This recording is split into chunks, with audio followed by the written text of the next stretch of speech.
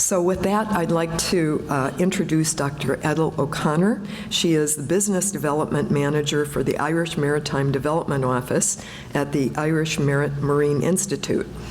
She holds a degree in computer science from Dublin City University and recently received a diploma in management from the Irish Management Institute.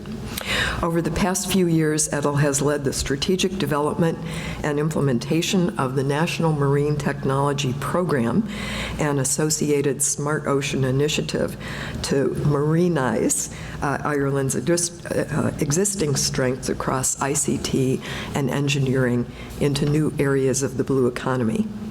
In this role, Edel has led the development of international partnerships across research and industry, supporting the growth of Ireland's reputation as a compelling place to do business in this sector.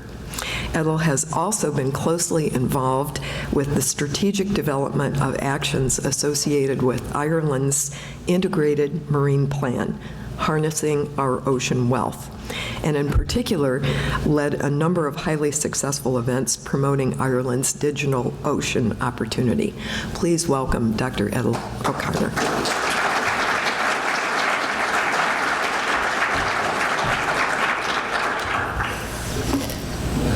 Good morning, ladies and gentlemen. I'm absolutely delighted to be here today in San Diego to speak here at the Blue Ocean and Blue Technology Summit. I'd like to thank Michael for the invitation to speak, and I'm really looking forward to the discussions over the coming days, and I know we've had some really good discussions over the past few days. The Marine Institute, we're the national agency responsible for marine research, technology development and innovation. We seek to assess and realise the economic potential of Ireland's marine resources. We seek to promote sustainable industry development through strategic funding programmes and through environmental services, and also to safeguard our marine environment.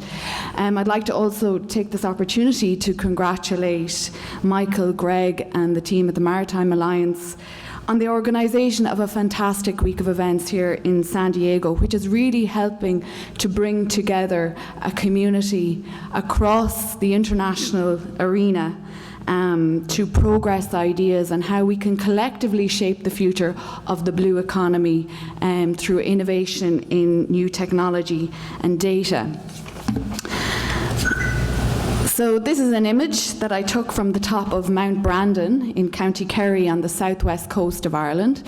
It took me 5 hours to get to the top of that mountain, but the view was really worthwhile when we got to the top. And it's times like this that you really appreciate and value the resource that is sitting on your doorstep. And the protection and sustainable development of this resource presents endless challenges that in many cases can only be achieved through collaboration and cooperation both nationally and internationally. It's critical in the context of many global challenges that we're all facing.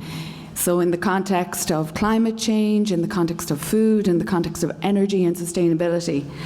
Over 70% of the globe is ocean and water. It's critical to the Earth's functioning and to human well-being. So an ocean challenge is a global challenge, but an ocean opportunity is a global opportunity. And the expertise, knowledge, passion, ambition to work together in this area has really been evident over the last few days. And we've been exploring how the blue economy and blue tech clusters can help to coordinate activities in this area and help to promote collaboration amongst government, academia and industry. And like any good orchestra, the concept of a cluster is that the whole of the sum, or the whole is greater than the sum of the parts. And when you think of an international cluster of clusters, then this impact can be even greater. But today what I want to give you a flavour of is what's happening in the context of the Irish blue economy and how collaboration is really enabling a step change and momentum in Ireland's approach, both nationally and internationally. There is now a vision to create the most dynamic, the most innovative, the most sustainable marine economy in the world. We want to show leadership, but we also want to be a valuable international partner. So on a slightly different note, this is an image of the Sistine Chapel in Vatican City. And the fame of the Sistine Chapel is mainly in the frescoes that decorate the interior of the walls of the Sistine Chapel, but most particularly the Sistine Chapel ceiling, which was painted by Michelangelo between 1508 and 1512. And this was a cornerstone work of high Renaissance art. It's a masterpiece that without precedent was to change the course of Western art. And in fact, this period of time in European history, there was a lot of significant developments that would really shape the future and the development of the modern world in a number of contexts. Now, I'm not here to talk about the Renaissance period in European history, but there can be a lot of analogies that can be drawn in terms of what's happening in Ireland around the ocean economy. So this period of time resulted from a series of social, political and intellectual transformations. It was a period of exploration, discovery, curiosity, creativity, imagination and powerful innovation that had never been seen before.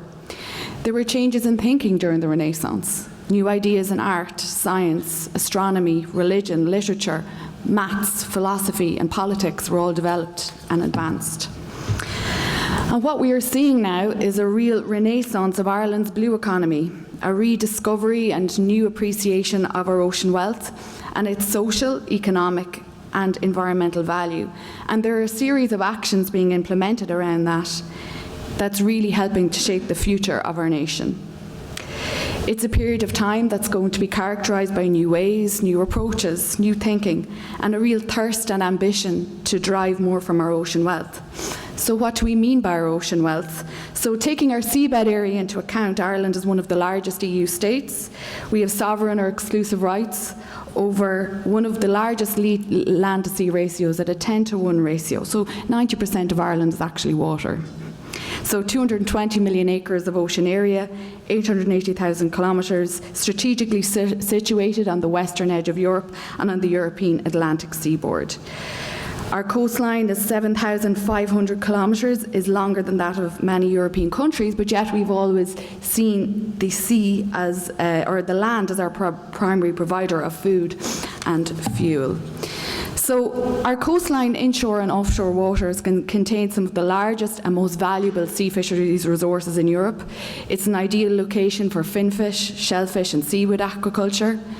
It's the western gateway for shipping to Europe's busiest ports, contains significant oil and gas resources, offers spectacular tourism and leisure opportunities and a rich maritime culture and heritage, supports a rich and diverse range of ecosystems, habitats, species and unique land and seascapes. And it provides the richest and most accessible renewable energy resources in the world. It also provides opportunities to develop new products and services and contributes to our citizens' well-being, health and quality of life. It also includes Irish-flagged ships, qualified seafarers and maritime companies and organisations, and expertise around technology and engineering and innovation that's allowing us to explore our resource in new and unanticipated ways.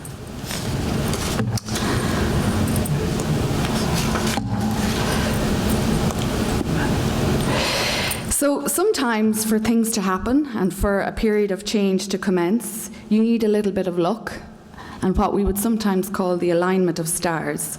So this new appreciation and strive to achieve more from our ocean wealth was set in motion by an alignment of a number of events. So you can say that the stars had aligned for a political willingness to set in motion a new period of discovery, innovation and engagement with our marine resource.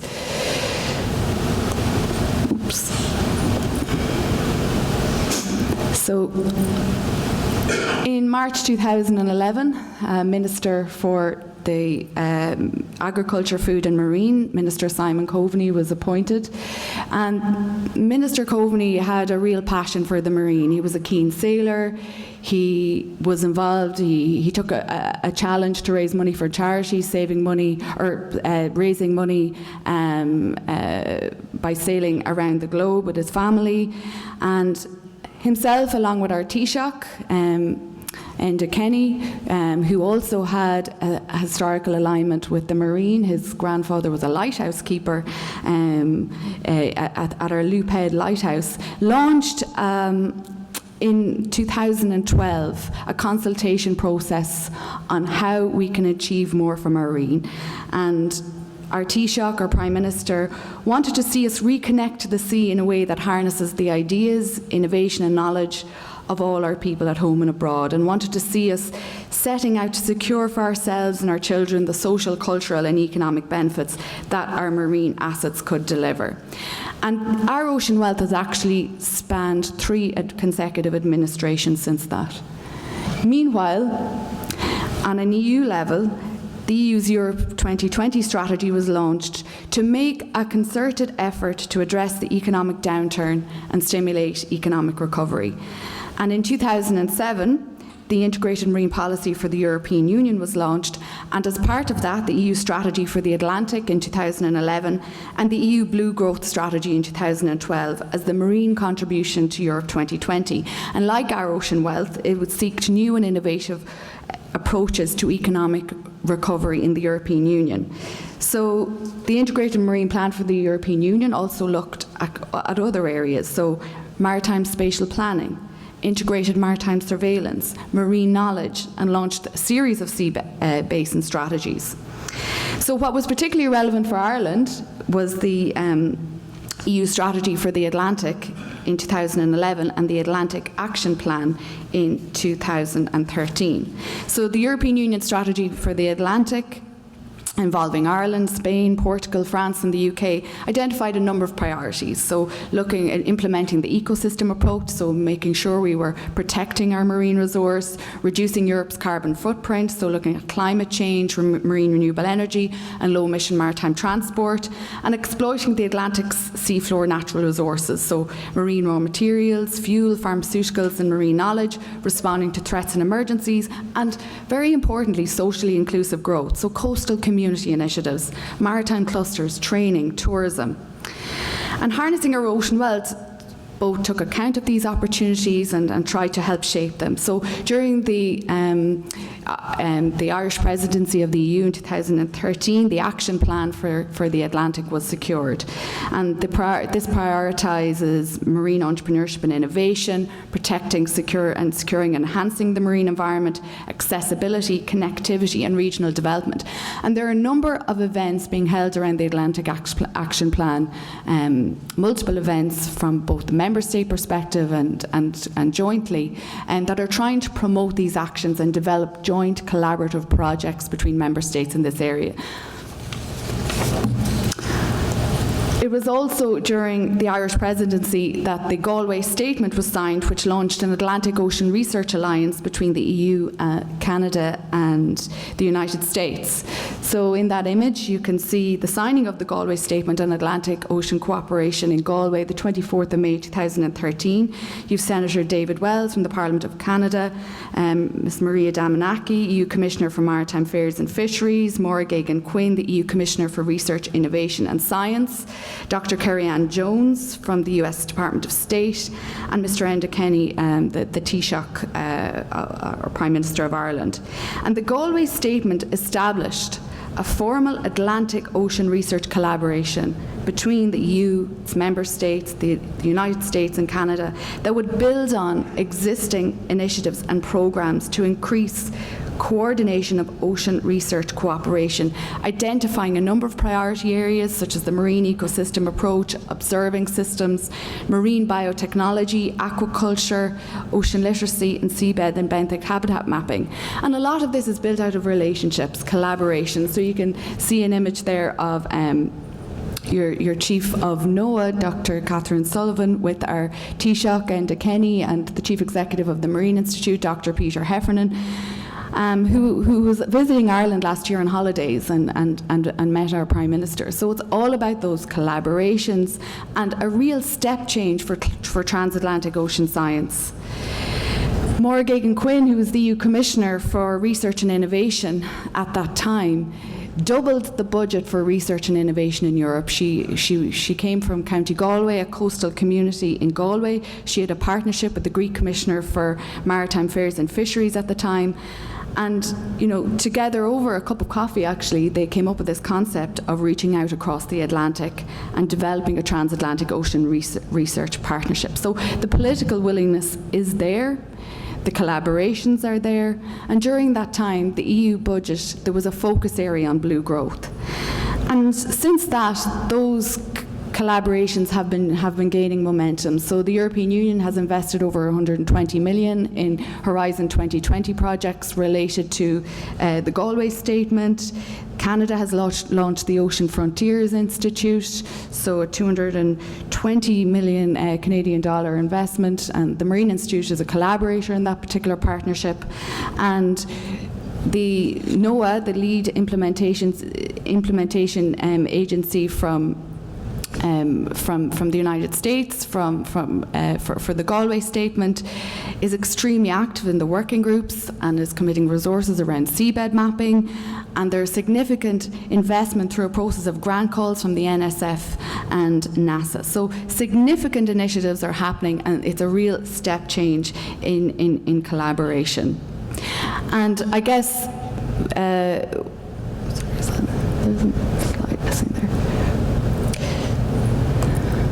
So one of the first historical initiatives taken by the Atlantic Ocean Research Alliance was a transatlantic mapping initiative, which took place on the 1st of June 2015. This was one of the first projects to be launched by the Alliance, and its goals were to join the resources of the 3 signatories to better understand the North Atlantic Ocean. So scientists got on board the Celtic Explorer, Ireland's marine research vessel, in St. John's of Newfoundland, and travelled over to Galway with scientists from NOAA, from Portugal, from Canada, and from Ireland. And mapping previously uncharted territories, unidentified features during this particular mission. So what you're seeing there is a mountain 3.5 kilometres mapped at the Charlie Gibbs fracture zone. The Atlantic Ocean Research Alliance are now on their 4th or 5th mapping exercise.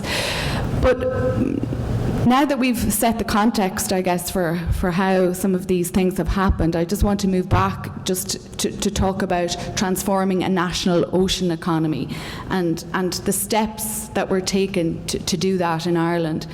And it wasn't about finding new lands or new discoveries, but it was seeing what we had in new ways.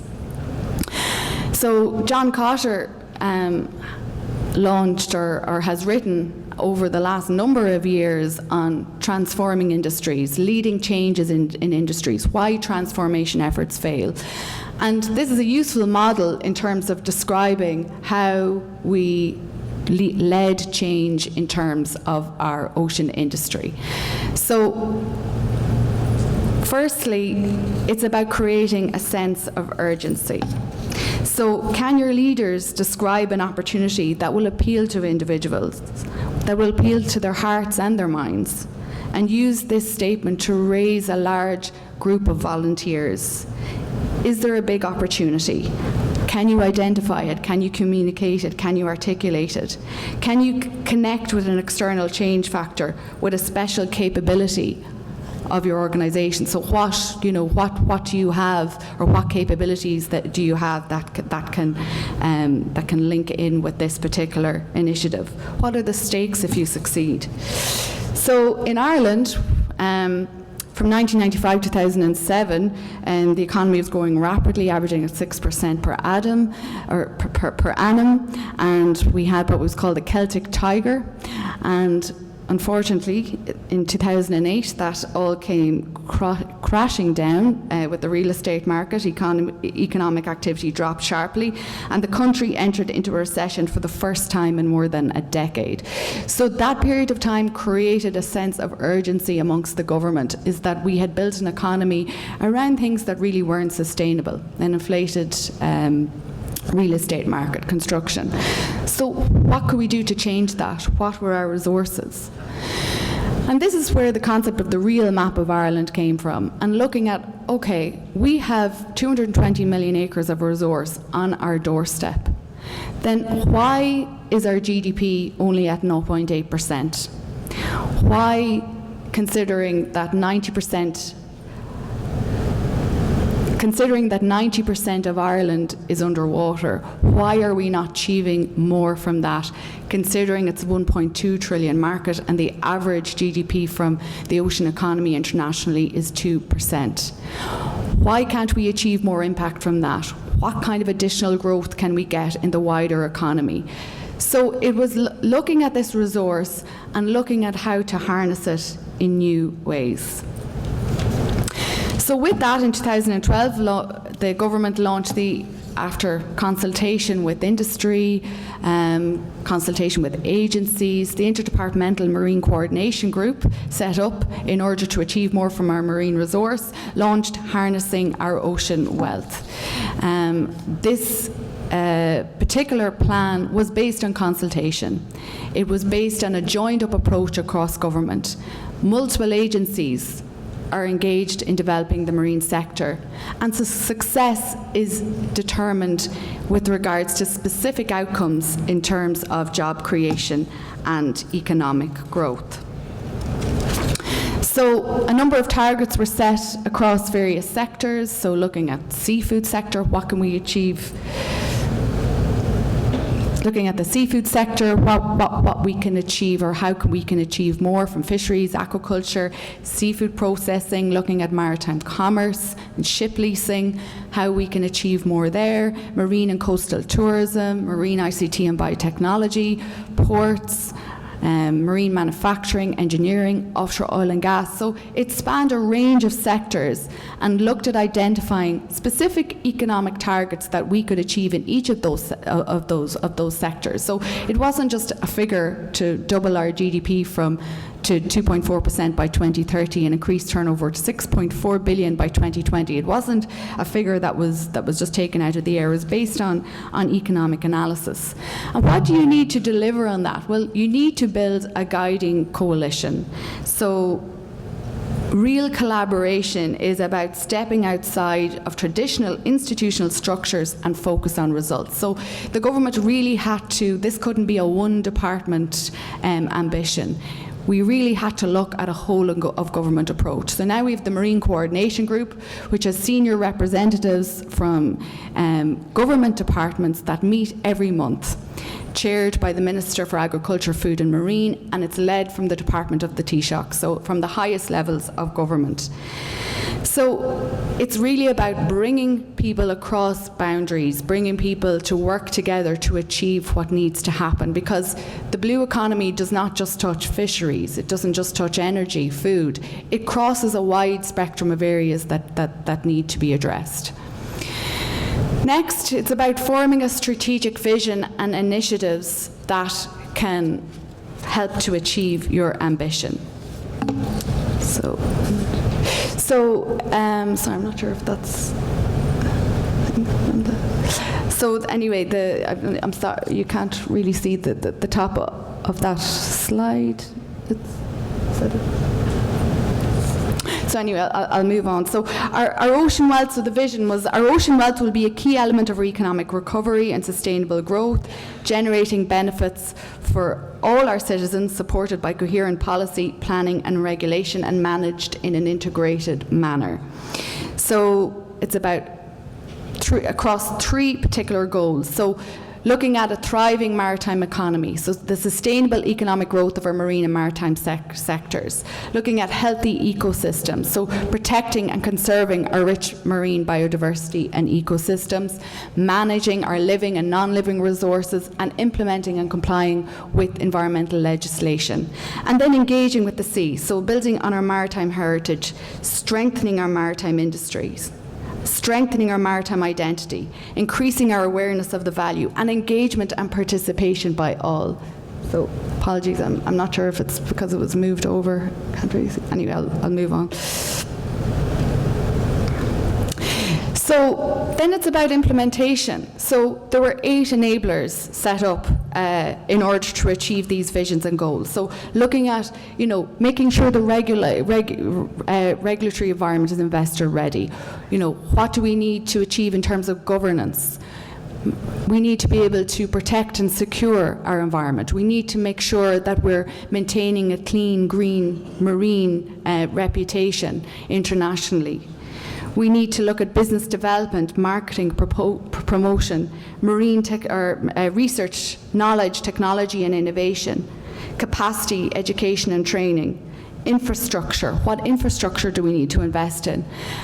And finally, but most importantly, cooperation, so international cooperation to make sure that we can achieve these actions. So the 8 enablers, 39 actions, so individual departments implementing their relevant sectoral policy programmes, but improved cross-government communication in implementing those and ongoing updates to the Marine Coordination Group Bureau. There were focused task forces then put in place to achieve the ambition around specific initiatives. So looking at marine spatial planning, looking at the development task force was set up for, achieving our ambitions around enterprise and business development. But all coordinated across the various departments is the key message. And then it's about communicating that vision. So large-scale change can only occur when we all come together under a common opportunity and that we drive in the same direction. So how do we communicate that? So we now, for example, have taken initiatives. So there's an Our Ocean Wealth website that's taken in everything in the marine, has all the policy documents, events, news, and can be accessible by people across the sector. The Minister also established Seafest, which is an annual event which has a number of elements to it, which has a festival aspect to it, but also has our Ocean Wealth Conference and a number of feeder events from the different sectors. And just to give you a snapshot of what that looked like last year in Galway. Music.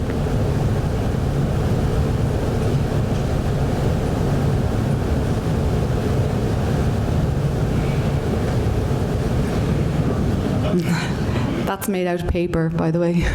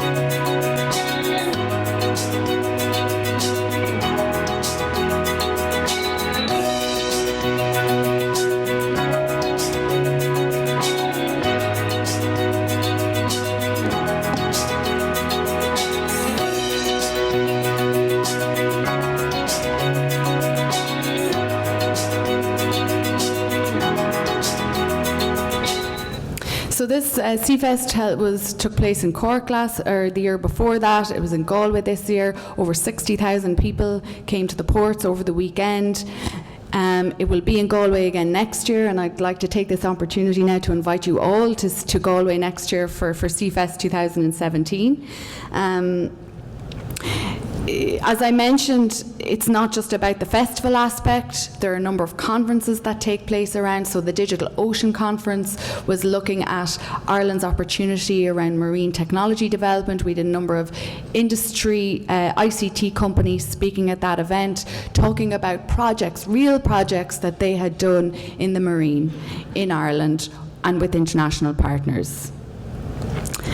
And then the Our Ocean Wealth Conference talks about where are we in terms of our targets? What's happening? So it's, there's real delivery there. It's not a policy that's sitting, on a shelf somewhere gathering dust. So this talks about what's happened in the year past, what do we need to do to achieve more. An important aspect of the programme as well is training for our young scientists of the future. So we have the Explorers programme, Smart Sea School, which provides young researchers with access to the research vessels that they wouldn't otherwise get. Moving on automatically. So making sure our young scientists of the future are engaged with the ocean, understand the ocean, and see a potential for their future being in the ocean is really important as well. The other way that you can communicate our ocean wealth is through clusters. So what we've seen is regional clusters emerging nationally based around infrastructure and particular centres of excellence that have been established. So for example, in Cork, you have the fantastic world-class cluster called IMERC, with a specific touchdown space for companies as part of the entrepreneurship, where a number of companies have set up, where you have access to fantastic infrastructure in the vicinity. In Galway then you have Smart Bay, and you have the Port of Galway, and a lot of the universities engage in marine development. So we're seeing these regional initiatives emerging, and we're working with Enterprise Ireland now and IDA Ireland, and some of my colleagues from IDA Ireland are here with us today, on linking this into a national marine network. So we're mapping what companies we have, what expertise we have, what research and innovation community are involved in the sector, and mapping it into a national network. We're small. We need to work together, and in order to achieve the scale that we want to become an international centre of excellence. So in terms of empowering others to engage with our ocean wealth, so over the last couple of years, as part of our Ocean Wealth, the Development Task Force, as I mentioned, and the Enablers Task Force has set up these groups that brought in industry, brought in agencies, in order to progress a number of actions across our ocean wealth. So looking at integrated enterprise strategy, realising that a business as usual approach is not going to work in terms of achieving our targets. So looking at business development, marketing, promotion, what is Ireland's value proposition compared to an international value proposition? How do we strengthen that? What needs to be done? How can each agency contribute to that? Looking at what investments we need to make across research, knowledge, technology and innovation, and looking at international education and training. Then it's all about creating short-term wins. So if we want to achieve momentum and get buy-in from people across the research and innovation community, across society, we need to look at, what have we achieved to date? What are the short-term wins that we can promote to say, okay, listen, there's something happening here that you need to be involved in. So it must be unambiguous, it must be visible, and it must be related to the change effort. And just to give you a snapshot of that, we promote those particular events every year in a review. But from an external perspective, what's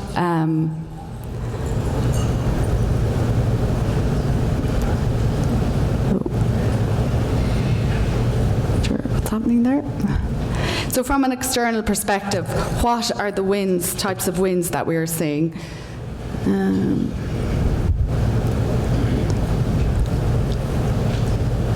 So I'll keep going, and hopefully we'll come back online.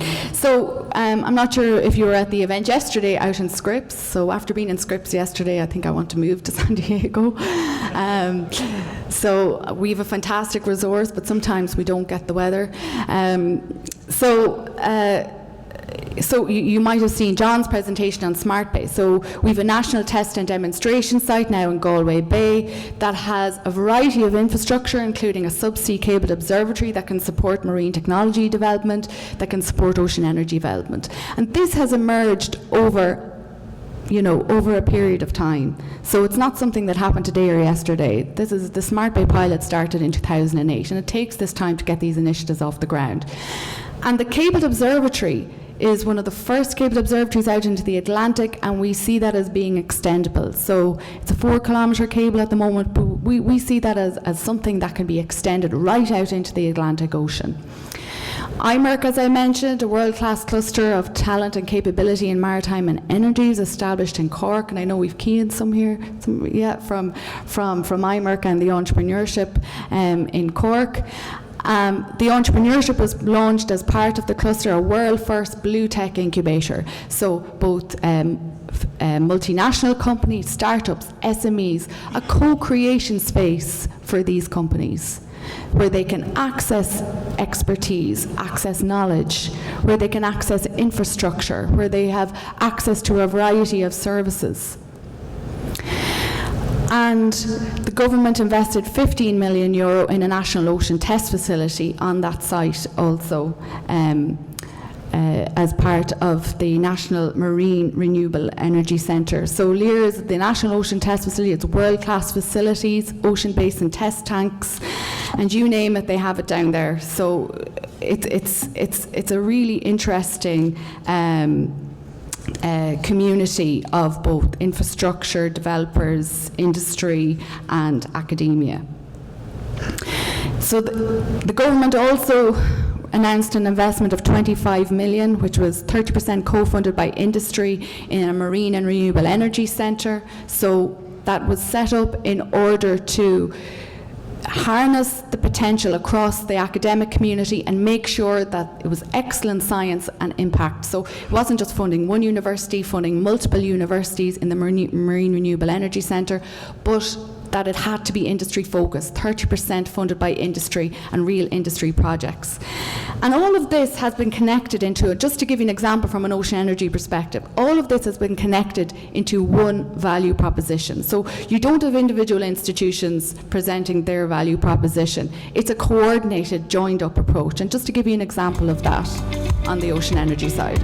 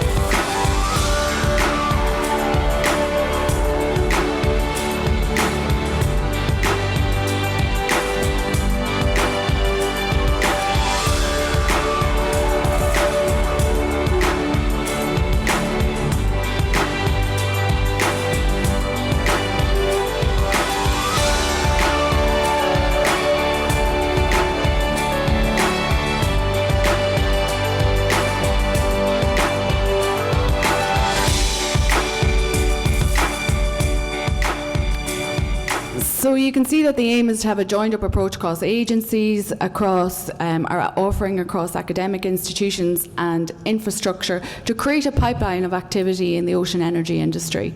We're doing the same from a a marine technology perspective around Ireland's Digital Ocean Initiative, so creating a network of world-class technology and infrastructure driving innovation in marine technology. And I know I'm running out of time, so I'm not going to dwell on some of the points around this, because I know I've given them over the last couple of days. But it's about, you know, investing in our core competencies that already exist across ICT, engineering and science, keep building on our infrastructure, ensuring that it's joined up, and using that to leverage our marine resource and geographical position. So this is just a snapshot of joined up centres of excellence we have in Ireland across ICT, engineering and energy. They're multi-institutional. So in Ireland, the funding model now is that you have to work with other people who are doing the same thing, and you also must link out with industry. It's all about excellent science and impact. They're funded by the IDA, Science Foundation Ireland, and IDA Ireland, and Enterprise Ireland. That's a snapshot of the infrastructure that we have, that we're building in terms of our technology opportunity. And we've one of the largest civilian seabed mapping programs in the world. That data is freely accessible. So we're developing the Digital Ocean Data Platform, like what Jeff mentioned yesterday, around the Big Data Initiative. So developing services on top of our data that allow others to create value. We had a couple of companies that spun out from that particular data set. Making sure we have an industry network that's engaged in what we're doing, reaching out to industry that already exists, and making sure we're developing opportunities for new industry to develop. And what we're seeing here as well is that, you know, we have Science Foundation Ireland now funding marine research, funding energy research in the marine. Enterprise Ireland set out a call for a marine incubation centre in 2016. That wouldn't have happened a couple of years ago. ID Ireland are here in the room with us, who now have a marine pillar in marine. So collectively, the agencies in Department of Jobs, Enterprise and Innovation are targeting this particular sector. This investment has seen good returns from an EU perspective. So we secured 4.7 of the total EU budget awards and 55% of the Blue Growth Award in 2014, 4.6% of the total available budget in 2015 in Blue Growth related research funding opportunities. So we should really be getting just a return of about 2%. So we're really punching up above our weight. The Atlantic Ocean Research Alliance won an International Cooperation Award, and again we try to promote each of these small wins. The Wild Atlantic Way was launched, a 2,500 kilometre coastal drive along Ireland's Wild Atlantic that has really seen an increase in visitors as a tourism initiative. That's a picture of Enda O'Caneen, who's the first Irish participant to take part in the Vendée Global Challenge, and you can see Enda's there with some students talking about what he's doing. So it's really about engaging with the young people as well around these initiatives. But we're not there yet. We've made a lot of progress. We still have a lot to do. So as part of the Our Ocean Wealth strategy, we have a development task force now that's made a series of recommendations. We're doing annual economic analysis, or we've plans to do annual economic analysis. Up to now, it's been every 2 years. So we're monitoring trends in the ocean economy. So looking at, from 2010, 2012 to 2014, are we seeing growth? Yes, we are seeing growth. So we've gone from 3.1 billion up to 4.5 billion. Who are the main sectors? So again, it's more established industries that are still providing a lot of the turnover and employment. So maritime transport, marine and coastal tourism, seafood. But we are seeing an increase in other sectors. So, for example, the growth in Ireland's ocean economy is growing on average better than the general economy. So the growth in Irish GDP from 2010 to 2014 was between 4 and 5%. The growth in the ocean economy was up to 9%, with an increase in 33% in turnover. And what's really interesting is that for every €100 turnover from Ireland's ocean economy, a further €78 is created in other sectors as a knock-on effect. And for every 100 marine jobs, a further 75 jobs are created indirectly in other parts of the economy. And that's a really powerful message when you're trying to get a message to government on how important this sector is. So we have a strategic framework investment now where we've categorised our sectors into 5 areas. So food from the sea, energy from the ocean, tourism and business in marine and coastal areas, enterprise and industry, and integrated marine capacity and capability. And we're looking at developing projects across each of these areas in 3 particular categories. So marinising existing sectors into the marine. So taking our existing capacity in ICT and finance, bringing that into the marine, strengthening established marine sectors. So moving aquaculture, seafood further up the value chain. We're not going to have the largest aquaculture farm in the world, but why can't we have the smartest? Developing untapped resources and nascent industries. Ocean energy is a key example of that. So we're putting together a pipeline of projects now to make sure we keep the momentum going. We have a development team that's going to be put in place to do that, working across the agencies, ensuring that we're branding Ireland internationally, ensuring that we have a marketing message, doing horizon scanning, developing consortia of industry, developing demonstrator projects in each of those areas. Where do we see the big opportunities for Ireland? And I'm nearly done now.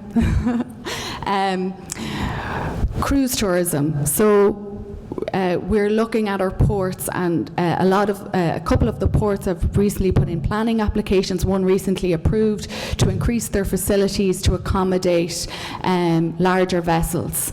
The cruise tourism industry is increasing internationally, and we feel that we can add a value proposition, or provide a value proposition to attract some of that growth. Renewable energies, which I've already spoken about, and we're gone. The other sector that I was going to mention is so renewable energy, aquaculture. So like I said, can we develop the technologies in Ireland that can lead to smarter, more environmentally sustainable aquaculture? There's a lot of opportunities. We have a lot of natural harbours, safe havens and deep water sites that can support a number of industries. And we want to build on our financial services sector and develop an international shipping services centre in Ireland. And on the marine technology side, allow people to come test, validate and innovate in Ireland. So on a final note, it's all about joined up thinking, looking at the building blocks of success: political support, economic analysis, a policy framework, competitive advantage, what are they? Research and education, collaboration, and building those ecosystems internationally. And that's what we want to do, is build those ecosystems with other people here in the room and out internationally, and develop the ecosystems of innovation. And I'll just leave you on that note. It's just this quadruple helix of innovation. It's all about shared ecosystems. Sometimes it's not the strength of the partners in those ecosystems, but it's the actual ecosystem itself that can be the differentiator. So making sure that there's co-created shared value between society, academia, industry, and governance. And we'll leave you with that. Thank you.